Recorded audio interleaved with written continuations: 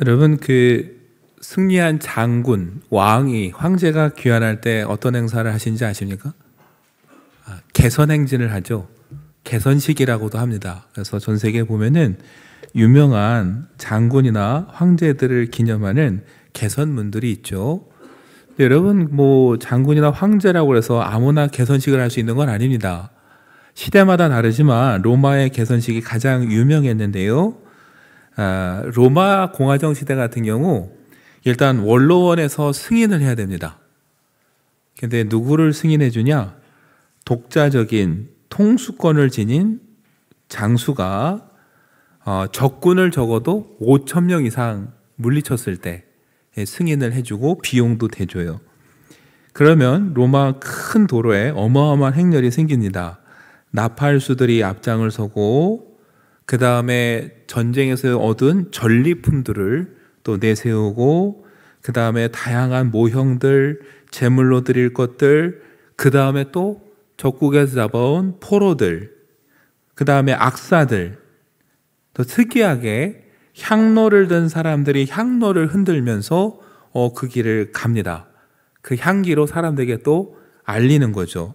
그리고 그 다음에 4마리의 흰 말이 끄는 황금마차를 타고 이제 개선장군이 등장을 하는 거고요. 그 장군과 함께 했던 병사들이 그 뒤를 이제 따르게 됩니다. 얼마나 명예스럽고 영광스러운 자리입니까? 거기에 참석했던 병사들은 어때요? 그 장군과 함께 목숨을 걸고 고생을 했지만 승리하고 돌아왔기 때문에 일생 누려보기 힘든 영광을 그날 이제 누리게 되는 거죠. 반대로 끌려온 포로들은 어떨까요? 사람들이 환호할수록 위축돼요. 사람들의 손가락질이 있고 그 마지막엔 죽을 수도 있어요. 여러분, 완전히 그들은 무장해제돼서 끌려갔고요. 아무것도 할 수 없는 그런 상태가 됩니다. 똑같은 행렬 속에 누군가는 그렇게 무기력하게 무장해제돼서 끌려와서 초라한 모습으로 서게 되고, 누군가는 개선장군과 함께 영광을 이제 누리면서 그 행렬을 걸어가게 되는 것. 여러분, 이걸 왜 드리냐면은 바울은 가끔 이런 모습을 예수님과 우리 신앙생활에다가 빗대어 묘사할 때가 있었어요.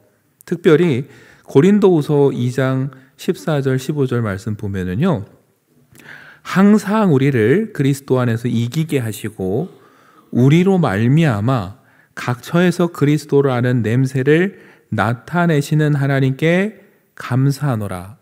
우리는 구원받는 자들에게, 망하는 자들에게나 하나님 앞에서 그리스도의 향기다, 이렇게 얘기를 했습니다.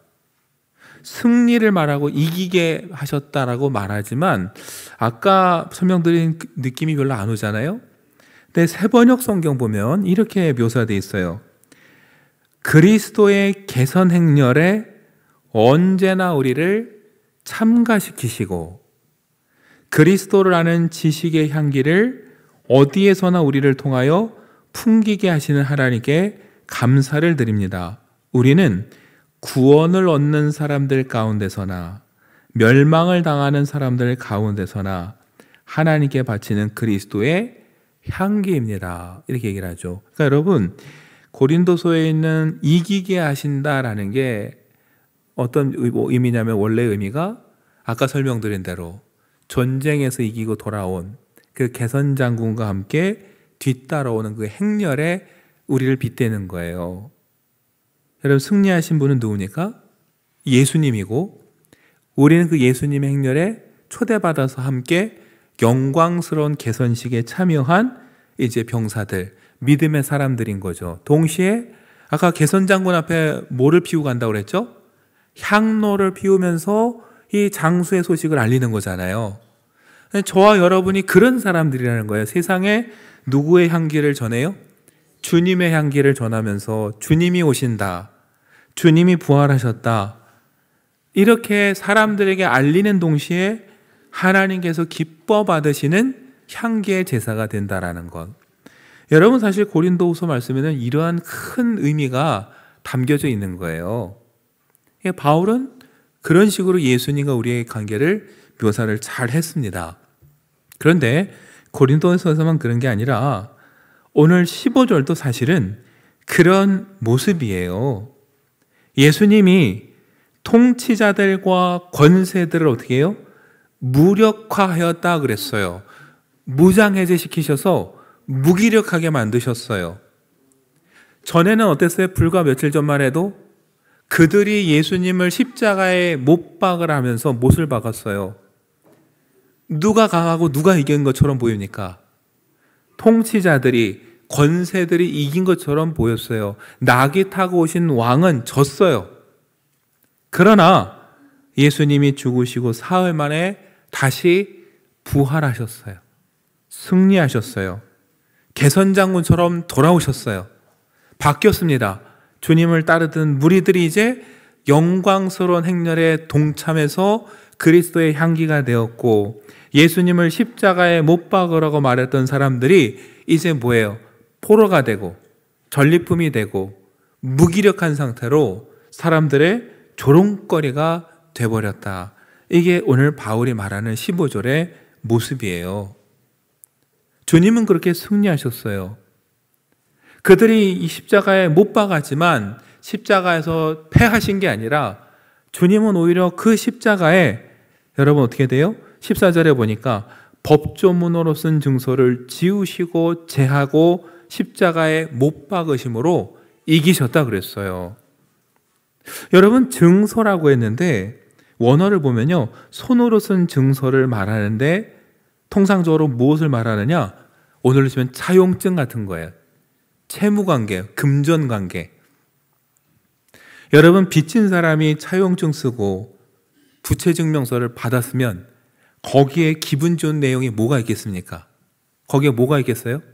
있어봐야 언제까지 갚겠다. 이자는 얼마 주겠다. 못 갚으면 어떻게 하겠다. 거기에 있는 조항들은 어때요? 우리를 거스르게 하고 우리를 찔리게 해요. 쉽게 말해서 뭐예요? 돈 갚으라는 얘기밖에 없어요. 그래서 14절에 우리를 거스르고 불리하게 하는 뭐예요? 법조문, 항목들로 쓰여진 증서가 있었어요. 그걸 디밀면서 우리를 계속 송사하고 고발하고 괴롭게 만들었어요. 사탄이, 죄가 우리가 뭐쯤 하려면은 우리의 죄와 찔리는 것들이 적힌 문서를 내놓으면서 책임지라고 자꾸 내밀었어요. 그런 식으로 예수님을 십자가에 못 박았어요. 그런데 예수님이 십자가에 죽으셨다가 부활하심으로 어떻게 돼요? 오히려 그 증서를 지워버리셨고 완전히 제거해버리셨어요. 그 빛을 해결해 하심으로 완전히 없애버리셨어요. 그래서 그 덕분에 어떻게 돼요? 저와 여러분이 다시 살아나고 죄를 용서받게 됐다. 그게 13절의 말씀이에요. 어쩌면 흐름은요, 우리가 읽은 성경과 반대로 가고 있어요.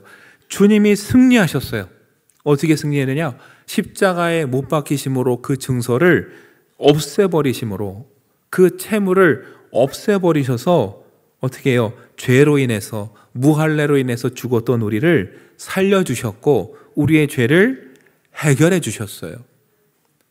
여러분, 그 앞에 보면 할례가 나오는데 13절엔 무할례가 나옵니다. 할례 받지 못했다라는 것. 여러분, 할례 받지 못한 사람 구약에 누굽니까? 이방인이에요.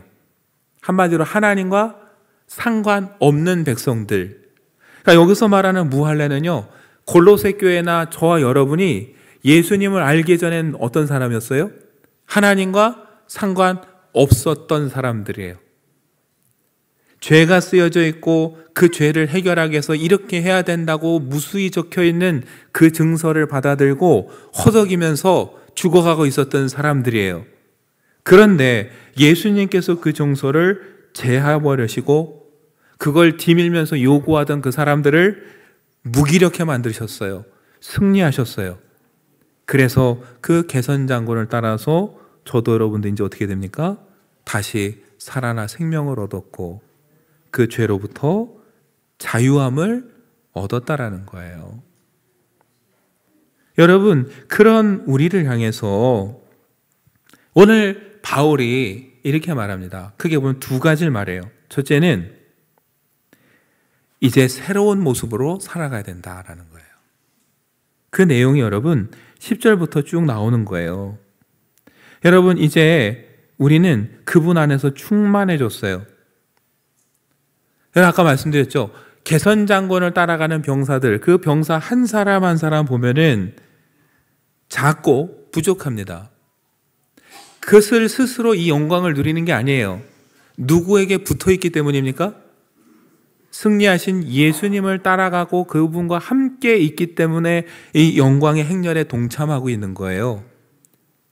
죽음을 이기시고 모든 것 가운데 충만하게 하시는 그 예수님 안에 거하고 모든 통치자와 권세의 머리가 되시는 그분 안에 있을 때 우리 한 사람 한 사람은 사실 연약하고 부족한 존재지만 그분 안에서 우리도 어떻게 돼요? 그분이 충만하시기 때문에 그분 안에 있는 우리도 충만해지는 거예요. 새롭게 되는 거예요. 그래서 11절에 바울은 말합니다.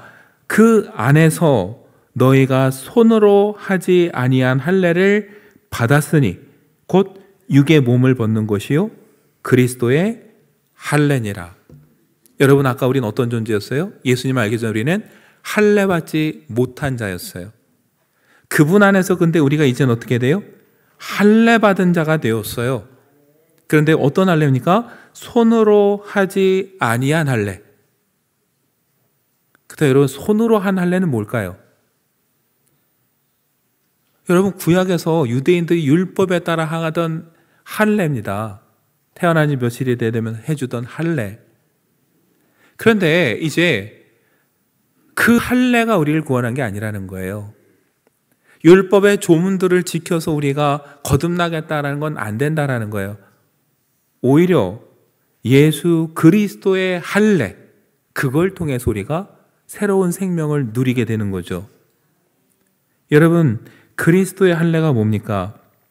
오늘 성경은요, 육의 몸을 벗는 거다 그랬어요. 두 가지 의미가 있습니다. 예수님께서 십자가에 자기의 몸을 내어주신 것을 뜻하는 동시에 그분을 믿음으로 그분과 함께 죽고 그분과 함께 다시 태어난 우리가 옛사람을 벗어버린다라는 뜻이 거기에 있어요. 여러분, 할례는 원래 내 살을 자르면서 하나님 앞에서 나는 죽었다라는 뜻이에요. 그리고 뭐예요? 이제 나는 하나님과 언약의 백성으로 다시 태어난다. 그게 아브라함에게 주어진 할례입니다. 유대인들은 그건 손으로 행하면서 그것으로 구원의 징표를 삼았지만 주님은 말씀하시는 거예요. 손으로 하는 할례가 구원을 장담해 주는 게 아니라 우리를 위해 자기의 몸을 내어주신 그리스도의 할례, 거기에 함께 참여함으로 우리의 옛사람을 벗어버리고 새로운 모습으로 주님 앞에 서는 것, 그런 모습으로 살아야 된다라고. 그래서 여러분, 12절에는 할례를 뭐라고 말하냐면은 세례라고 표현해요. 너희가 세례로 그리스도와 함께 장사되고 어떻게 돼요? 이제 그를 일으킨 하나님의 역사를 믿음으로 말미암아 함께 일으키심을 받았느니라. 잘 생각하면 여러분, 세례도 뭡니까? 원래 세례 물속에 푹 들어갑니다. 거기서 옛사람은 뭐 해야 돼요? 죽는 거예요. 그리고 물 밖으로 나올 때는 이제 새롭게 태어나는 거예요. 입으로 시인하는 고백도 중요하고 교회 와서 물로 베푸는 세례도 중요합니다. 그러나 참다운 세례의 의미는 어디 있어요? 12절에 나온 대로 그리스도와 함께 죽고 그리스도와 함께 다시 살아나는 거예요. 이게 어떻게 가능하냐고요? 오늘 12절에 바울은 말합니다. 하나님의 역사를 믿음으로 말미암아. 하나님께서 십자가에 달려 죽으신, 십자가에서 우리의 증서를 다 제거하시고 이기신 그 주님을 다시 살리셨다라는 것을 믿는 믿음을 통해서 저와 여러분도 예수님과 함께 죽고 예수님과 다시 함께 살아나도록 해주신다라는 것. 여러분, 그게 세례이자 곧 뭐예요?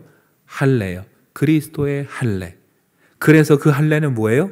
손으로 하는 할례가 아니라 손으로 하지 아니한 할례. 여러분, 예수 그리스도의 은혜로 우리가 구원받았다면 이제 믿음으로 살아가고 믿음으로 산다라는 건 옛사람을 벗어버리고 새로운 모습으로 살아간다라는 거예요. 세상과의 연대를 점점 끊어버리고 나의 옛 모습을 벗어버리고. 얼마 전에 한 분이 저에게 전화를 주셨는데 정말 제가 어렸을 때부터 신앙생활 같이 해온 분이에요. 교회를 그분도 수십 년 다녔어요. 그냥 삶이고 문화였어요.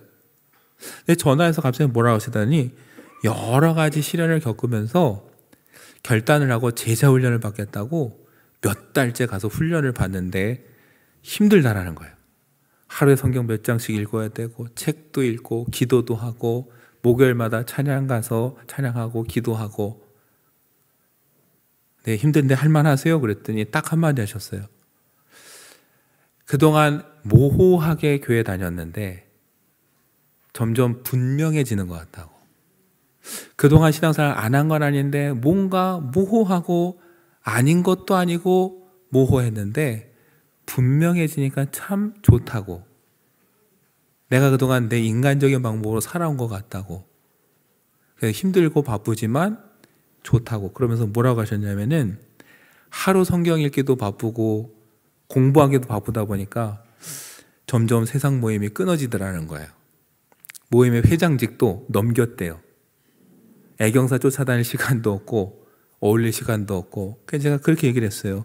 원래 예수님을 믿고 예수님을 더 알아가면 내가 끊고 싶어서가 아니라 나의 삶이, 패턴이 세상과 어울리기 힘들어지게 될 수밖에 없다고. 여러분, 정말 우리가 부활하신 주님 안에서 그분을 살리신 하나님을 믿고 그분 안에 다시 거듭나서 새로운 모습으로 살아가기 시작하면요, 옛 모습은 벗어지게 되고요, 세상과 연결됐던 모든 끈들이 하나씩 하나씩 놓아질 수밖에 없습니다. 바울은 우리에게 그렇게 얘기를 해요. 개선장군과 같은 그 주님 안에서 우리가 거듭났다면, 그 영광을 지금 누리고 있다는 것을 기억한다면 그리스도의 할례를 받고 옛사람을 벗어버리고 이제 뭐예요? 주님을 따라가는 그런 모습으로 살아가라고 우리에게 그렇게 당부하는 겁니다.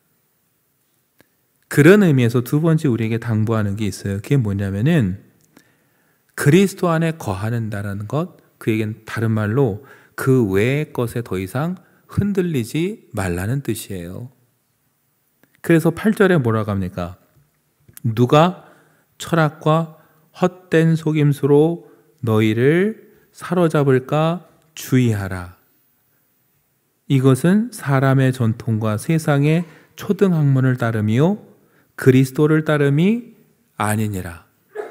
여러분, 바울은요 철학과 헛된 속임수를 주의하라 그랬어요. 왜냐하면 이들이 사로잡을까 걱정이다 그랬어요. 바울이 여기서 쓰는 사로잡을까라는 말은요, 언제 사용되냐면 예수님이 비유로 말씀하실 때 강한 자가 와서 결박하고 그 집에 있는 것을 다 빼앗아 가지 않겠느냐 할 때 이 사로잡는다예요. 그러니까 누군가 와서 저 여러분을 결박하고 우리에게 주어진 구원의 은혜, 주님이 주신 귀한 은혜들을 다 뺏어가려고 하니까 조심하라는 뜻이에요. 여러분, 그럼 철학이 나쁜 거냐? 여러분, 우리가 아는 철학을 지금 바울이 말하는 게 아니에요. 바울이 말하는 여기서 철학은 유대인들의 철학, 유대교의 율법에 더 가까운 걸 말하고 있어요. 우리에게 자꾸 뭘 더 해야 된다고 요구하는 것. 그렇게 해서 우리를 기만하고 속이려고 하는 뭔가 그럴듯하게 포장된 것들, 이런 것들을 조심하라는 거예요. 특히 그걸 어디서 할 수 있냐면 여러분, 세상의 초등학문을 따른다 그랬는데요, 초등학문이라는 거 성경의 새로운 성경에 보면은 때로는 유치한 이론, 세상의 이론 이렇게 번역하기도 합니다. 그런데 이것도 마찬가지예요. 어디를 참조할 수 있냐면은 갈라디아서 3장 24절 보면은 이렇게 기록합니다. 이같이 율법이 우리를 그리스도께로 인도하는 초등교사가 되어 우리로 하여금 믿음으로 말미암아 의롭다함을 얻게 하려 함이라 했는데, 물론 갈라디아서의 의미는 율법을 통해 주님을 알게 된다, 그래서 그것을 초등교사라 부르는 거죠. 그러나 어쨌든 간에 지금 갈라디아서도 뭐라고 얘기를 합니까? 초등학문, 초등교사를 뭐하고 연관시켜요? 율법과 연관시켜요. 그러니까 오늘 바울이 계속 8절에서 강조하는 건 뭐냐면요, 골로새 교회에 들어와서 예수님만으로는 안 돼. 할례도 받고 율법도 지켜야 되고 절기도 지켜야 되고 뭘 더 알아야 되고 새로운 지식도 알아야 되고 자꾸 뭔가 또 다른 증서를 내밀면서 우리를 거스르게 하고 하는 법조문들을 다시 내미는 사람들, 뭐예요? 이런 사람들을 조심하라는 거예요. 왜요? 그들의 가르침은 어디서 왔어요? 예수 그리스도에게서 온 가르침이 아니라 세상으로부터 왔어요. 자기들의 머릿속으로부터 왔어요. 여러분, 그래서 그러한 세상의 이론을 따라가서는 안 된다라는 거예요. 오직 저와 여러분이 따라가야 되는 건 뭡니까? 우리보다 앞서 가시는 죽음을 이기시고 부활하신 개선장군인 예수님을 따라가야 된다라는 거예요. 근데 여러분, 이게 쉬운 것 같죠? 너무 뻔한 얘기를 하죠. 그런데 하루하루 살다 보면 어때요? 또 누군가 와서 저와 여러분에게 뭔가를 더 요구하고 뭔가를 더 해야 된다고, 그래야만 구원에 이른다고, 그래야 더 복을 받고 그래야 더 은혜를 누린다고 말하기 시작하면은 또 흔들리는 게 우리입니다. 그런 우리를 향해서 바울은 분명히 말해요. 다른 게 아니라 다시 예수님을 살리신 그 하나님의 역사를 믿는 믿음으로 살아간다라는 거. 그 믿음은 말로만이 아니라 그리스도의 할례에 동참해서 옛사람을 벗어버리고 세상에 연결된 모든 것들을 끊어버리고 주님을 따라간다는 의미고, 그 말은 동시에 뭐예요? 주님으로부터 온 가르침이 아니라 세상에서 온 가르침, 오늘도 저 여러분을 흔들고 유혹하는 그런 헛된 가르침, 속임수, 이런 것들로부터 우리가 스스로를 분별하고 지킬 줄 알아야 된다. 여러분, 이 메시지를 골로새 교회에 보내주고 있는데 어디 골로새 교회뿐이겠습니까? 이 시대를 살아가는 저와 여러분에게 주는 메시지이기도 하죠. 여러분 기억하십시오. 우리는 힘든 싸움을 싸워왔고, 물론 지금도 상처가 있고 또 앞으로 남은 전투가 있을 수 있어요. 그러나 우리가 바라보는 건 우리를 앞서가시는 승리하신 예수님이라는 거. 우리는 그분을 믿고 가면 또 다른 전투에서도 승리할 거고, 아니 이미 승리했고 그 영광을 누릴 거라는 거. 여러분, 바울이 복음을 전하다 얼마나 많은 일들을 겪었습니까? 근데 아까 고린도후서 말씀 기억하세요. 바울은 자신의 삶을 뭐라고 그래요? 그리스도의 향기라 그랬어요. 아프고 힘들고 상처지만 그것조차도 하나님이 기뻐 받으시는 것.